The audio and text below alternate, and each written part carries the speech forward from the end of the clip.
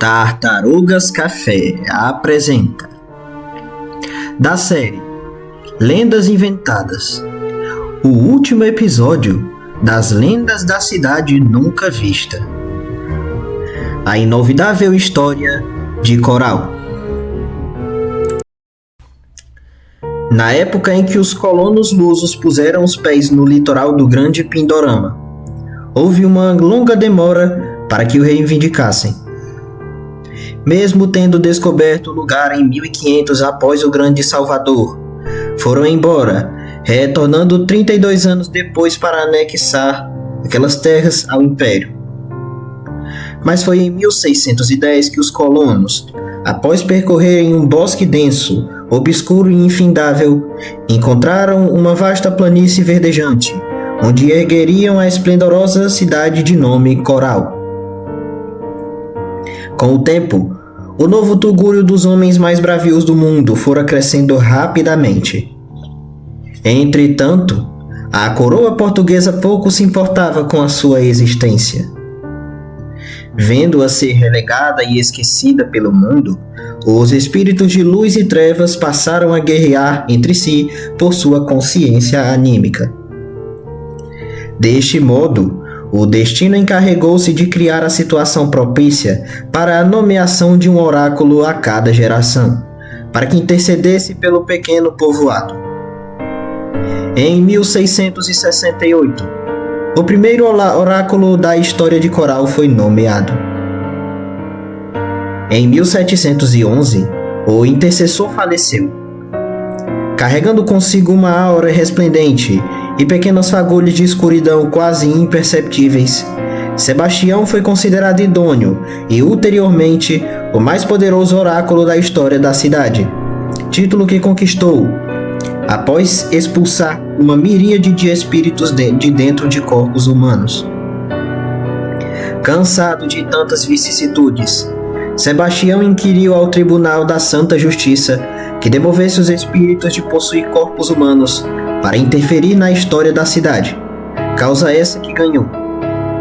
Mas as pessoas, malgrado haja um ser que possua muita luz, só veem suas pequenas fagulhas de escuridão, que não compreendem ser fruto do pecado natural do homem.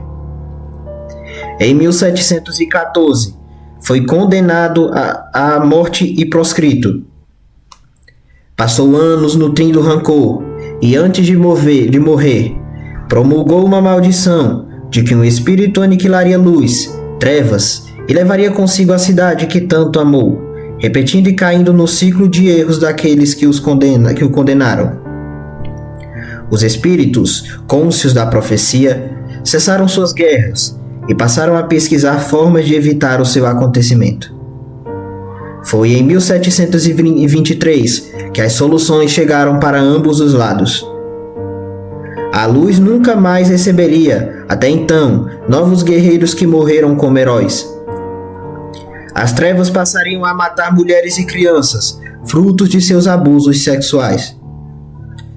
Cansado de aguardar sua própria história acontecer, Sebastião, agora vivendo como uma alma penada cheia de rancor, começou a pesquisar por conta própria e em 1730 fez nascer milagrosamente Extinction. Em 1745, sussurrou em sua mente para lembrar-lhe do papel que o destino havia incumbido.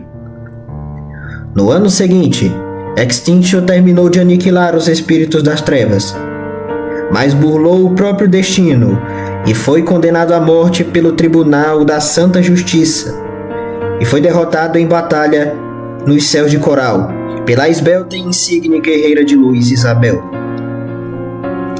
No ano de 1789, Sebastião, que estava a vaguear pela terra, encontrou a alma vingativa de Jardel, um político da capital da Terra da Luz, que havia sido assassinado pela oposição. O oráculo da ira o transformou em vampiro e o guiou até o Coral. Lá aguardaram até as eleições de 1793, quando Jardel foi eleito como um dos legisladores do vilarejo. No ano seguinte, Todo o mistério do vampiro da Assembleia assombrou a cidade. Hidalberto, morto pelo vampiro, tornou-se o herói de luz que salvaria a cidade nas noites silenciosas e, enfim, matou seu carrasco, cumprindo sua própria vingança. Enquanto o oráculo da ira deambulava pelo mundo em busca de mais uma alma sofrida para usá-la em sua vingança, a guerrilha de Coral de 1832 estava acontecendo. Um exército de saqueadores invadiu o povoado, dividindo-se em 3 frentes, que atacavam em norte, sudeste e oeste.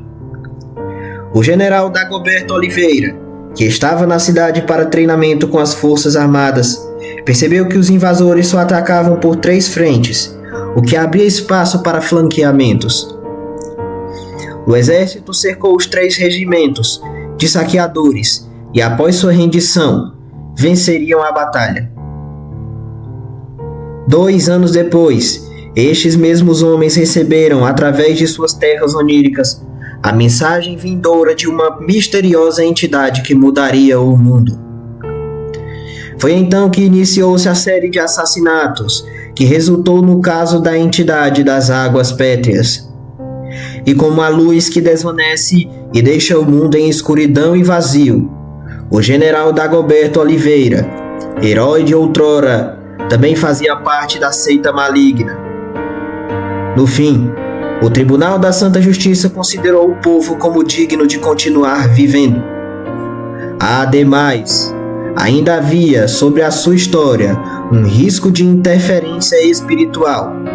Enviou o herói de luz Hidalberto para destruir o perigo.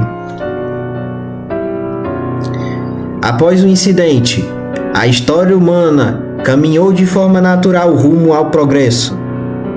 A era contemporânea foi nascendo e a tecnologia começou aos poucos a tomar conta do cotidiano das pessoas. Em 1990, começaram a surgir os boatos sobre mortes causadas por um lobisomem nas lavouras de Coral, mostrando que mesmo odiernamente é possível que problemas antigos assolem a vida humana. No século XXI, o metrô foi sendo incorporado às vias férreas de Coral, bem antes de outras capitais pindorâmicas. Como um relâmpago, ele percorria os lados da grande cidade e tornava mais fácil a locomoção urbana. No ano de 2005, surgiram os primeiros relatos do mistério dos caminhos do desvanecimento, onde pessoas transitavam entre o mundo dos vivos e o mundo dos mortos, através de portões abertos pelo oráculo da ira. Entretanto, mesmo que uma nova história se inicie, uma velha ainda pode continuar a percorrer o tempo até o seu próprio fim. Em 2016, Daniel Licantropo, o homem que se transformava em lobo e atormentava os lavradores da cidade, finalmente conheceu seu fim, após conhecer o jovem Leandro em um festejo de Dia das Bruxas, que, sedento pela vendetta da morte de seu avô, desferiu-lhe golpes com uma faca de prata, que passou de geração em geração, até chegar às suas mãos. E por fim, em 2023, o Tribunal da Santa Justiça condenou à morte o oráculo, fechou os portões do além e deu fim ao fatídico caso dos caminhos do desvanecimento. E desde então, Coral aguarda o correr da história futura e seus 2 prováveis destinos: o progresso completo ou a destruição causada pelas fagulhas de escuridão, deixada pelo oráculo que um dia a houve de amar.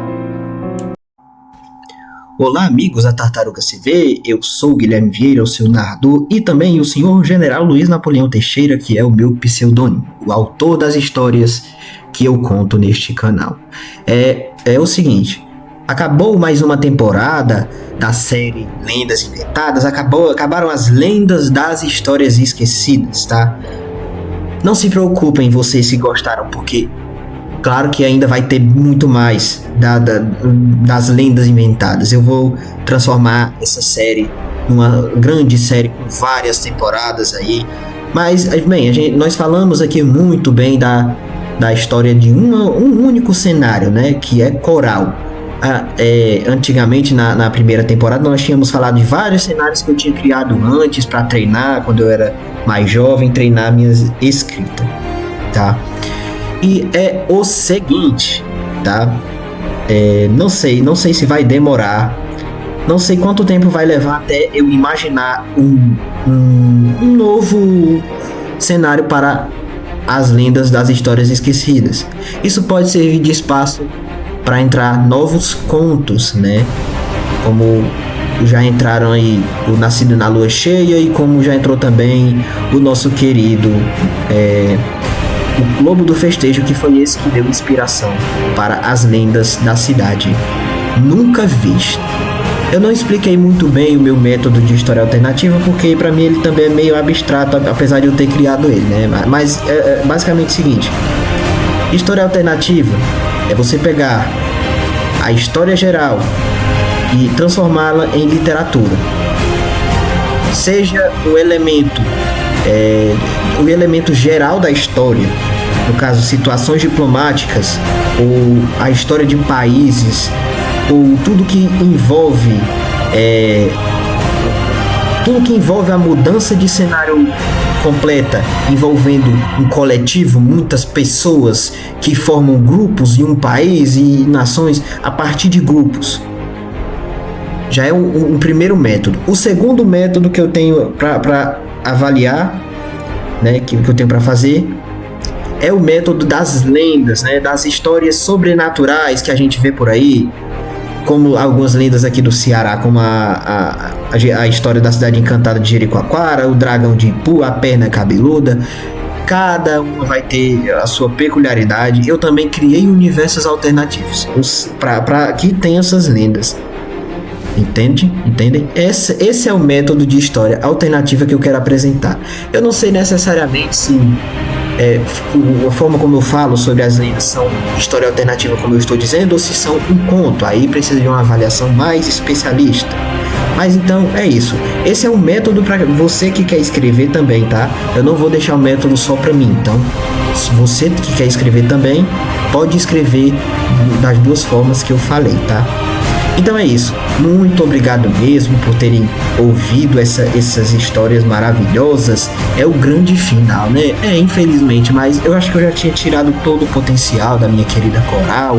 É uma cidade que a maioria da sua história é parte de sobrenatural. Tudo se liga com o sobrenatural porque eu só contei sobrenatural, né? É isso. Então, muito obrigado. E eu vou ficando por aqui. Adeus.